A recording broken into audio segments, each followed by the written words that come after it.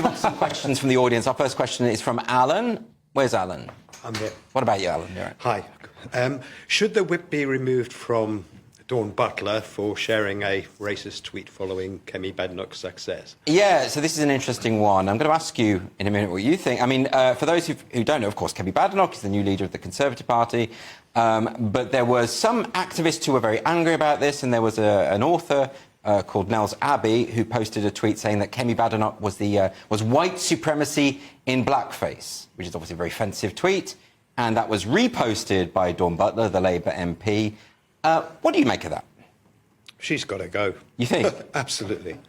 If you did that, for example, in a place of work, Yes. you'd be fired immediately.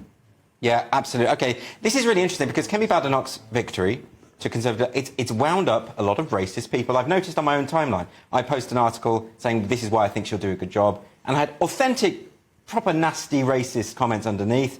And it's also wound up the sort of racist element of the far left, who basically think that black people should all think alike. In other words, they should all think the way that Nels Abbey does or Dawn Butler does. And, you know, these are just different forms of racism. Yeah, no, absolutely. I mean, for start, when we talk about removing the whip from Dawn Butler, she's going to call that racist because, obviously, you know, that harks back to to slavery.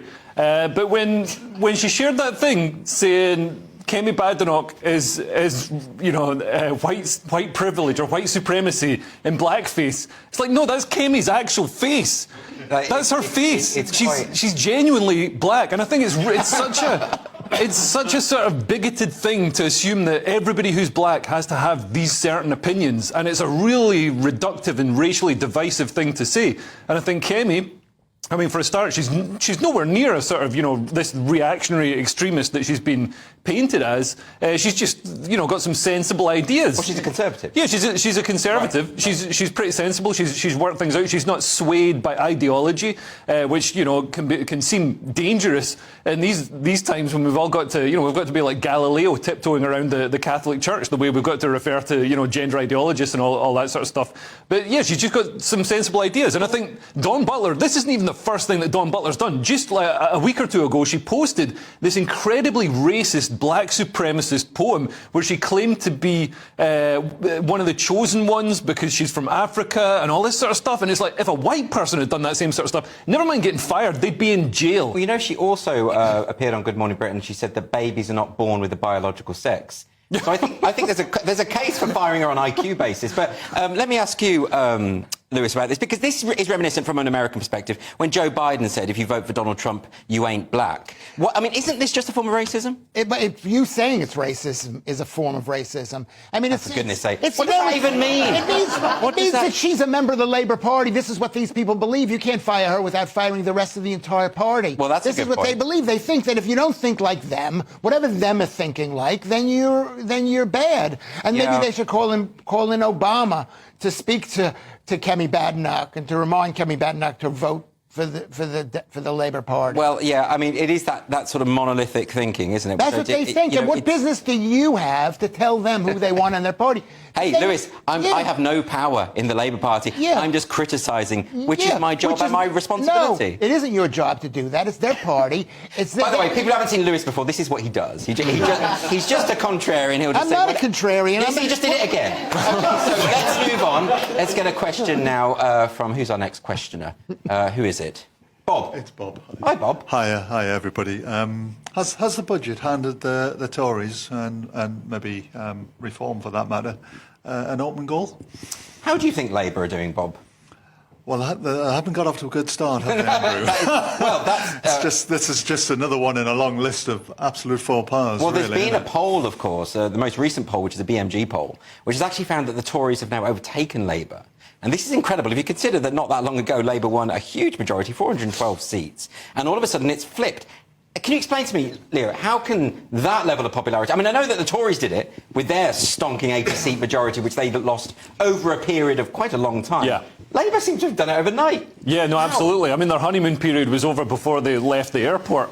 I don't think they even got to consummate the marriage with the bride. But, yeah, I mean, basically... we've had years of this march through the institutions of the hard left. You know, like Dawn Butler's opinions that we just saw. We've had these Marxist opinions, you know, proliferating through our institutions, through the Labour Party, but it hasn't really impacted people materially. It's just been insanity, like obviously gender ideology and stuff like that. Yeah, but Labour have said that they've had a particularly difficult time, that they've had to deal with some particularly difficult things, and that's why their popularity is going to go down. It's inevitable. No, now we're going to see. I mean, this budget shows that, you know, the material side of Marxism is basically, you know, chopping down all aspiration, chopping down investment, chopping down any sort of growth in the free market, and making the state the biggest, like just a real sort of, you know, just hastening the drift into communism. And this is really going to start impacting people materially. When you start having to eat out of the bin because of the Labour government, you know, it's not about having to use pronouns. All of a sudden, it's about you starving and having to eat squirrels or you're going to die. Wow. So we're really going to see this you know, impact, and this whole idea that Marxism is a good idea. I know people who do that anyway. I knew a freegan, and she was quite upper middle class, but she liked getting free stuff outside the bins at Waitrose. Yeah. So, you know. What's wrong with that? Nothing. Absolutely nothing wrong with that. It's not very classy, but look, where do you stand on Labour, Tory? Because, I mean, obviously you're an outsider. I know you've lived here a long time, but you know, you're not really part of it. You called me a contrarian, so you're not going to accept anything that I say. I want to hear it, nevertheless. Don't have a tantrum on air, Lewis. And you told them not to accept what I say because you called me a contrarian. The fact is, here's the fact. The fact is. Thanks, Lewis. Let's move on. I want to tell you. Okay, you've got something to say. Let's have it. I'm sorry. Is that it's Labour? We know what Labour is, but we don't know what Tory is. And the Tory party is dead. Just because they've got a few percentage points in a poll, that's probably a lie. That's what we're learning from America. You don't think Kemi Badenoch a lot of people are excited about Kemi Badenoch. You don't think that might re-energise the party? I mean, I'm old enough to remember when I was excited about Eugene Nickerson and the Nassau County Commissioners election in 1964. Okay. It's a lie. She's all she has going for her is she's black. That's not true. To say it. She's a DEI appointment. She's not. She's smart. She's. They're all smart. They all should be smart. That should be something. They're really. She's running for prime minister. I mean, maybe Kamala Harris isn't smart. The truth is, no. I'm going to tell you something. The truth is that this political system is completely broken. Labour only stands for wasting money. It doesn't stand for the core Labour principles. Yeah. And the Tories are dead. I would agree that they certainly don't stand for the working class anymore, which is odd since they're called Labour. Yes, exactly. So what point does Labour have? I totally reject the idea that Kemi Badenoch is a DEI appointment. Like, if you see her, engaged in debate, she's always incredibly well briefed. She can really go for people, but she knows what she's talking about. But is she speaking for the Picts and the Angles and the Saxons and the Jews? Is she speaking for the Celts? Is she speaking for the people who came to this country less than 10 years ago? You speak for the Picts. Somebody needs to, and it may have to be me. You think I'm kidding? Somebody has to speak for the English people. Okay, but if any Picts are watching and they're worried about their representation, do chip in. Did I mention the Jutes? Look, we're done with you now. Let's move on now to Abdi. Hello. Hi. Has Google, in this insipid woke universe, gone where no one has gone before? Yeah. Well, I mean, Google, obviously, we know that for a while now Google have been sort of tampering with the way, you know, the results that you get when you search for certain things. I think there's a section in Douglas Murray's book where he talks about that. You know, you put something in like a couple or a married couple, and it's always gay couples come back at you, or you put in what are some of the others? You put in you always get like a mixed race couples automatically. And it's like, let's just talk about like the whole of society. But now they've gone one step further because Google, apparently, according to Stephen Edgington, who's the Telegraph reporter, formerly Telegraph, now GB News, if you enter in searches for restaurants, Google now indicates whether the restaurants are LGBTQ friendly. Now, I would have thought that all restaurants are going to take your money no matter who you're sleeping with. Oh, there's a lot of restaurants that as soon as gay people come in, number one, they can tell you've got a scanner at the door, they can tell exactly what you've been doing with your bits, and they will throw you out on the street. They will give you the bum's rush, and they don't call it the bum's rush because that's offensive to them.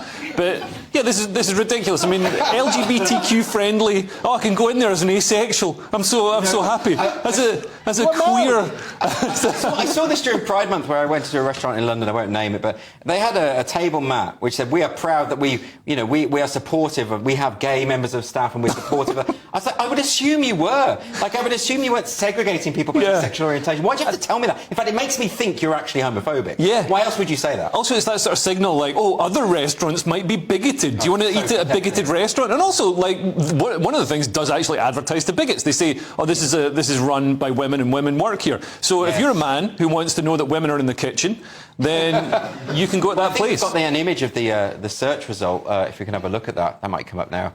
Well, there it is. And as you can see, it also says identifies as woman-owned. So the restaurant doesn't even have to be woman-owned. They just identify as being woman-owned, and that's fine. Identifies as Asian-owned. Just eat your food. If I'm going to a restaurant, I don't care who's running. I care how well they cook the food.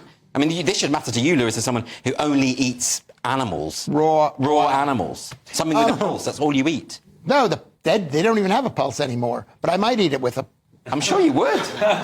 This is Google. I was Googling for the Joe Rogan Donald Trump debate, and you couldn't find it because Google, as you would say, Andrew, is completely captured. Totally captured. And that's why Kemi Badenoch doesn't seem to be good enough. Oh, you're so obsessed with Kemi Badenoch. Let's move on now. We've got a question from Anton. Anton? Is it okay for Biden to call people garbage? Yeah, well, I mean, this caused a bit of a storm. I think Biden calling people garbage, I mean, he denied it. I have to absolutely say this. He said he didn't mean that. He meant that the comedian who was performing at the Madison Square Garden event, who made the joke about Puerto Ricans, that it was his garbage. There was apostrophe in supporters garbage.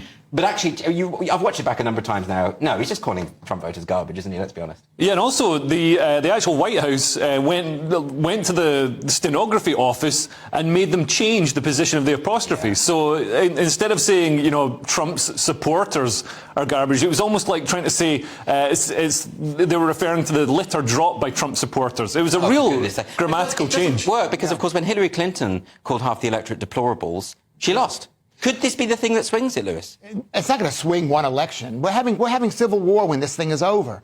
So it doesn't matter who gets elected. So cheery. Do you really think that's going to happen? I think it's totally going to happen. I think if Kamala Harris is elected, I think the MAGA people are going to go after. And you don't think the vice versa? And vice versa too. The truth is the Democrats think that people who support Donald Trump and that side are garbage. They absolutely do. They think they're fascists. You know, they getting around which is just a prelude for us hacking each other to death, which I am against. I just want to go on record. I'm glad that you're against that, Lewis, and I'm glad you've emphasised that because actually it's not clear when you speak. Let's move on now.